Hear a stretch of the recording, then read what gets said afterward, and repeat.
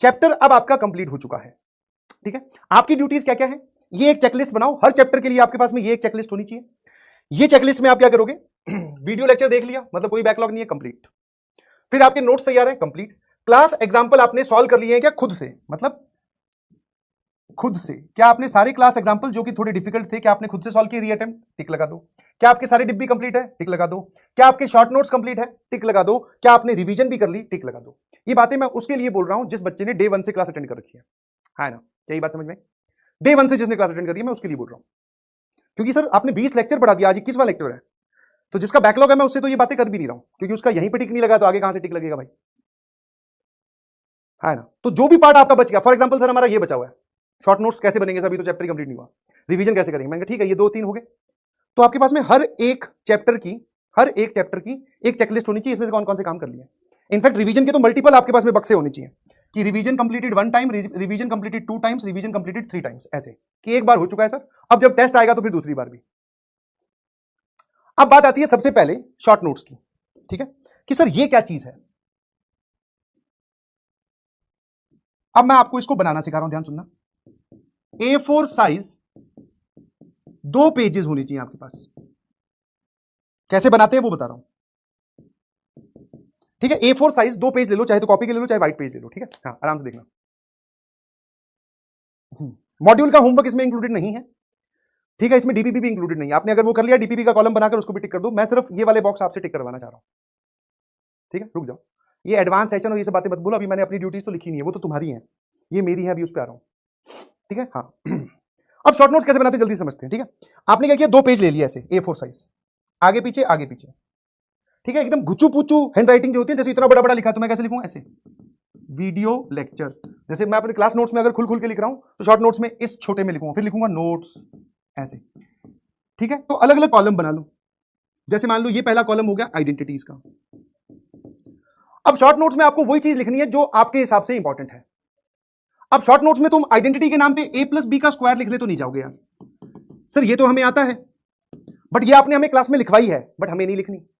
हमें यहां पर सिर्फ वो लिखनी है जो हमें थोड़ी सी परेशान कर सकती है।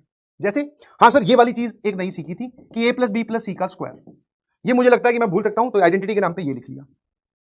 फिर सर आपने ये वाली बताई थी, that is a³ + b³ + c³ -3abc बराबर ये वाली चीज। फिर इसमें ये भी बताया था कि ये वाली चीज 0 हो जाए तो सर क्या होता है, वो सारी लिख ली, ठीक है, आइडेंटिटी खत्म।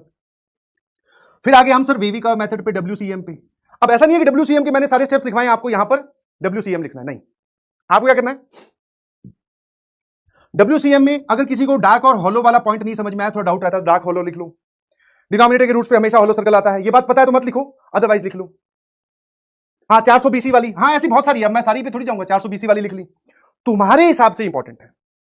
हो सकता है पहले वाले का, अब वही बोल रहा हूं तुम्हारे हिसाब से, हो सकता है किसी के लिए तो ये भी इंपॉर्टेंट हो, सर मुझे तो ये भी नहीं याद रहती, तो वो इस बात को लिखेगा।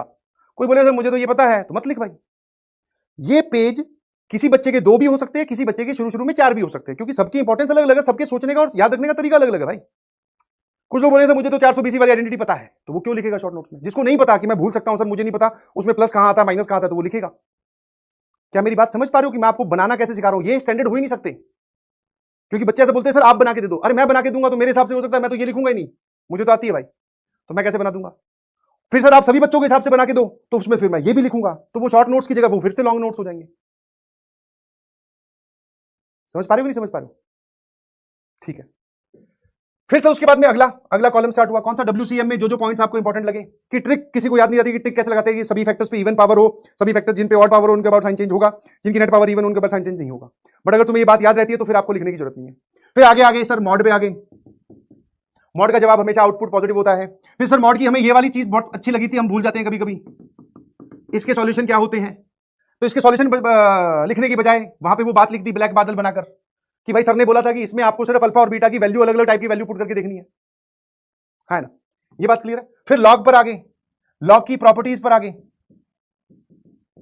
ऐसे छोटा छोटा बिल्कुल एकदम कंसाइज करके, कुछ भी पॉइंट, चाहे वो ब्लैक बादल वाला पॉइंट हो, चाहे वो इंपॉर्टेंट पॉइंट हो, चाहे इंपॉर्टेंट नोट हो, कोई भी ऐसा फॉर्मूला हो, वो छूटना नहीं चाहिए जो आपके हिसाब से इंपॉर्टेंट है, जो आपकी लर्निंग बदल सकता है, समझ गए। कुछ भी नहीं छूटना चाहिए आपके हिसाब से। हो सकता है सर उसमें आपने बोला 2 पेज आगे पीछे, मतलब टोटल 4 पेजेस, हो सकता है हमारे 3 पेज बन जाए, कोई बात नहीं, बट बनाना स्टार्ट करो, ये काम आते हैं रिवीजन के वक्त, ठीक है, वेरी हेल्पफुल। ठीक है, अब उसके बाद में एक कॉलम मैं आपको ऐड करने के लिए बोलूंगा, दैट इज उसमें आप लिखोगे एड्रेस ऑफ इंपॉर्टेंट क्वेश्चंस। ये एक लाइन होनी चाहिए जिसमें एक रो जाएगी क्लास एग्जांपल्स, एक रो जाएगी डिब्बी, फिर एक रो जा सकती है डीपीपी, ये सब। कि जब आप शॉर्ट नोट्स, मैं ये आज के लिए तैयारी नहीं करनी भाई, ध्यान रखना, मेरी बात ध्यान से सुनो प्लीज, इस पे थोड़ा टाइम इसलिए दे रहा हूं, सेट थ्योरी मुझे भी पता है स्टार्ट करना है, बट ये टाइम देना इसलिए जरूरी है क्योंकि मैं ये एक बार बताऊंगा। अब आपको आने वाले कक्षा 11वीं में टोटल 16 चैप्टर है, हर चैप्टर के बाद में नहीं बताने वाला हूं, आज सीख लो कि शॉर्ट नोट्स कैसे बनाने। सर ये क्या है एड्रेस ऑफ इंपॉर्टेंट क्वेश्चन? मैंने कहा तूने गणित के शॉर्ट नोट्स बनाए, इसमें कहीं पे तूने क्वेश्चन तो लिखा ही नहीं, and mathematics is all about practice. तो जो जो सवाल आपने इंपॉर्टेंट लिखे थे या आपको कभी लगे, जैसे जैसे जैसे जैसे जैसे ये वाला सवाल है सर इस सवाल मैं चाहता हूं कि आज से 2 महीने बाद में या 3 महीने बाद में जब एडवांस का एआईटीएस आने वाला होगा तो इस सवाल को मैं रिवाइज करूं। अब तुम कॉपी में ढूंढ रहे हो, मिल ही नहीं रहा, बट आपके पास शॉर्ट नोट्स में एड्रेस है। इसका एड्रेस मतलब एड्रेस कैसे, अब एड्रेस बताता हूं, ठीक है। एड्रेस क्लास एग्जांपल में सेट थ्योरी लेक्चर 1 स्लाइड 8, पूरा सवाल लिखने की कहां जरूरत है भाई, ये लिख लिया एक एड्रेस। कि क्लास में सर आपने ये वाला एग्जांपल करवाया था जो मुझे कम समझ में आया था, एडवांस में जब मैं पेपर देने जाऊंगा या एडवांस का एआईटीएस देने जाऊंगा या एडवांस का पेपर देने जाऊंगा क्लास का, तो ये सवाल दोबारा रिविजिट करूंगा। सेट थ्योरी लेक्चर 1 स्लाइड 8, आपको सीधा वहीं पहुंचना है, समझे। फिर आपको ऐसा लगे कि सर एक आपने, मैं ऐसी एग्जांपल बता रहा हूं, बेसिक मैथमेटिक्स लेक्चर 5 स्लाइड 9, डिब्बी में सर एक डिब्बी नंबर 27, डिब्बी नंबर 31, डिब्बी नंबर 64, ये बहुत इंपॉर्टेंट थे, इनमें मैं फंसा था। डीपीपी में सर डीपीपी नंबर 5 का क्वेश्चन नंबर 10। कितने लोगों को बात समझ में आई कि इसका क्या फायदा है? इसका फायदा है ना, जो तुम लास्ट मोमेंट पे जब रिवीजन कर रहे होगे बेसिक मैथमेटिक्स 20 लेक्चर में पढ़ाए गए चैप्टर का, तो 20 लेक्चर में तो हमने 250 से ऊपर सवाल सॉल्व किए, 250 को 250 दोबारा करोगे।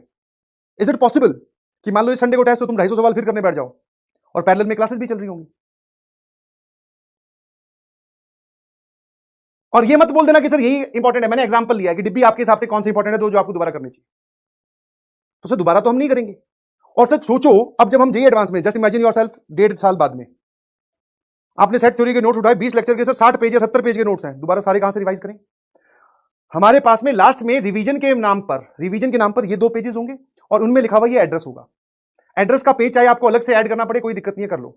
सवालों का एड्रेस होना चाहिए कि ये सवाल मुझे फिर करके देखने हैं। कितने लोगों को बात समझ में? तो ये इसका की पॉइंट है जो बहुत सारे बच्चे नहीं करते हैं, उनको ये नहीं पता, तो सवाल सॉल्व कर रखे उन्होंने अच्छे तरीके से, खुद ने कैलकुलेट करके, बट रिवीजन के वक्त वो सवाल सॉल्व कर ही नहीं पाते क्योंकि उनके पास में ये इंपॉर्टेंट क्वेश्चंस का एड्रेस ही नहीं है। एक बार क्लियर है तो सीएलआर लिखकर भेजना प्लीज, क्योंकि ये बात मेरी समझानी बहुत जरूरी थी। ये सब तो आप अपने हिसाब से नोट्स में से देख देख के लिख ही लोगे, बट व्हाट अबाउट दिस, ये कोई नहीं करता है। करना, बिलीव मी, आज नहीं फायदा होगा, कल नहीं नंबर आएंगे, बट जब बाकी दुनिया, बाकी बच्चे परेशान होंगे कि कैसे रिवीजन करें, आप विद इन 2 आवर्स या 3 आवर्स आप पूरी रिवीजन करके निकल जाओगे। बाकी लोग ये सर, बाकी एक बच्चा आपके बगल में बैठा वो बोल रहा है सर बेसिक मैथमेटिक्स के लेक्चर के ना 70 पेज के नोट्स है सर, कैसे रिवाइज करूं?